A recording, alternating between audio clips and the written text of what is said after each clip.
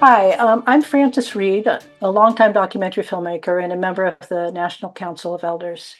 I'm delighted to be moderating a conversation today between Kathy Juan Povey Sanchez from the San de Ildefonso Pueblo in New Mexico and Maria Magdalena Campos-Pons, a Cuban-born Nashville-based artist. And I would love to give both of you an opportunity to say just a little bit about yourselves. Kathy, you want to start? Umbiagindi. My name is Kathy Wapovi Sanchez from San Alfonso Pueblo, Ohoge Uinge, and Umbiagindi now. Te watoni waho the opportunity nori weke po abakuta novi eri bit oya niri dikage namiri no hore kuke mahandi kuda. Thank you. And Magda? I am Maria Magdalena Campos-Pons. I am the Cornelius Vanderbilt Endowed Chair Professor of Fine Arts, and I am the founder of EADJ, Engine for Art, Democracy, and Justice at Vanderbilt. I am a Cuban-American artist, and I greet my ancestors and as invited in this group and say Ashe. Wonderful. Well, thank you both for being here today and engaging in this conversation, which is a part of an ongoing series from the National Council of Elders on Dr. Martin Luther King Jr.'s idea of revolutionary love. As you both know, we're living in a time where centering and finding the sources of that love are critical. Magda and Kathy, you were both women who embody hope and heart-centeredness in your work. And I'd love it if you could talk with each other about how you center the healing power of love, especially in times of grief. And Magda, I wonder if we could start with you on that, but I would love to hear what you both have to say to each other about that. Francis, is such a wonderful and important question. And in my experience and in my life project, which is dedicated to the arts and education, I have considered always from the very beginning that the making of art and the dispersal of arts as a form for people to access and communicate are extraordinary tools for healing and tool for betterment and tool for create conduits in which we could really negotiate differences and we could find a common ground to deal with any difficulty of the time. Historically, art has been a powerful force to narrate human experience. This is what I have learned as a maker, as a young student, was a student, and as a professor, as I practice, that art is a collector of experiences and at the same time a distributor of hope and a distributor of peace. Art always give opportunity for negotiation. It always give opportunity for conversation and always give opportunity to learn from the other, to learn from the other human. So in this idea, I have anchored all my preoccupations with a human endeavor and with human connections and encountering and discovering through the practice of arts. I am a artist, and all the energies and all the efforts that I put into participating to the fullest and with integrity in the human experience of my time is through the language of art. From my beginnings in time with ancestral energy, the background shows the cosmos. So I believe, and you mentioned the word of being creative as an artist, comes from the energy from our ancestors through the time space portal. And so I believe my work, my beingness and being creative and expressively in my activism comes through the infinity loop.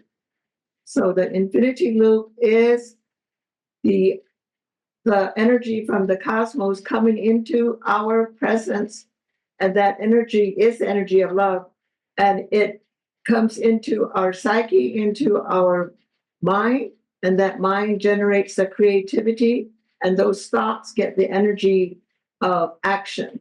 So I think that's where the infinity loop of being who we were, our ancestors coming back to us, doing our present work, going forward into the future, and then coming back. So that energy is radical, hopeful love.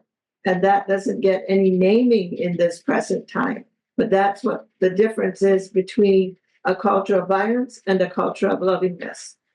One of the things that I have done most recently, I know that the piece that you guys saw that I did in New York, Radical Love, a procession of Anje for unity and radical love. And we are working in a platform that we call a platform for radical love. And when we were thinking about that, Kamal Malak and myself, and we were thinking about what we do mean by radical love. How do we explore and how do we create bridges, to put it in some way, of a space for dialogue and a space for connectivity that could really manifest in a way that the people around ourselves and others could participate. That is when we came across with the idea for the procession of angels. And why to call it a procession of angels? Because I was thinking, in a time in which we found ourselves with so much separation, argument, division at some time, and also trying to create barriers of difference among ourselves. We are this, we are that, you are this color, that side, this size, that, all of those things. We're trying to come back to a very fundamental and simple principle of about we are all human, we are all here in a brief journey. Doesn't matter how long the time is in the spectrum and in the spectrum of time.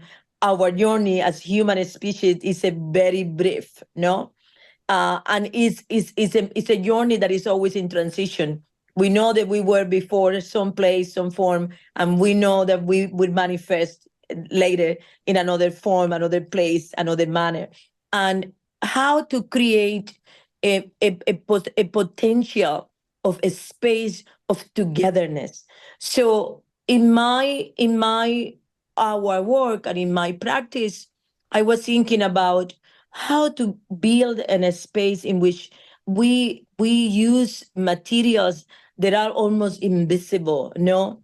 The material of silence when it's possible, the manifestation of simple walking, simple company, this quiet moment, and those stages of energy, no, the energy of walking, the energy to breathe in the proximity of other, not necessarily doing anything else, but accessing and allowed our humanity to manifest.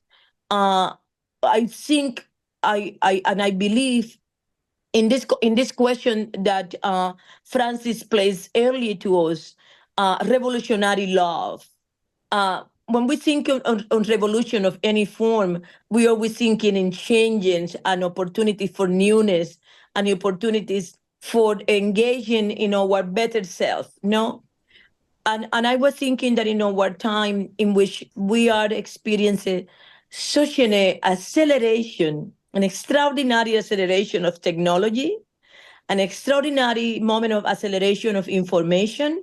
We went in the span of 20 years, possible 2 decades, to be able to communicate ourselves with every other possible single living with access to connectivity in seconds. This is extraordinary, no? When we're thinking in the history of human communication, of access to each other. And there is a lot of revelation and beauty in those new possibilities, and it's a lot of trauma. I believe too that part of the scene that we see and we witness in manifestation of violence, engagement that is negative, all of that is to the trauma of the incredible surprise of the acceleration of the shift that we are experiencing. I am an optimistic. I am always thinking that a progress and advance, or whatever we're going to call moving forward in our own experience or our own journey, could have moment in which we see that we are stuck, or almost we are moving backward. But I always thinking that is a step forward, in my imagination, in the imaginary, in thinking about futures and thinking about possibilities.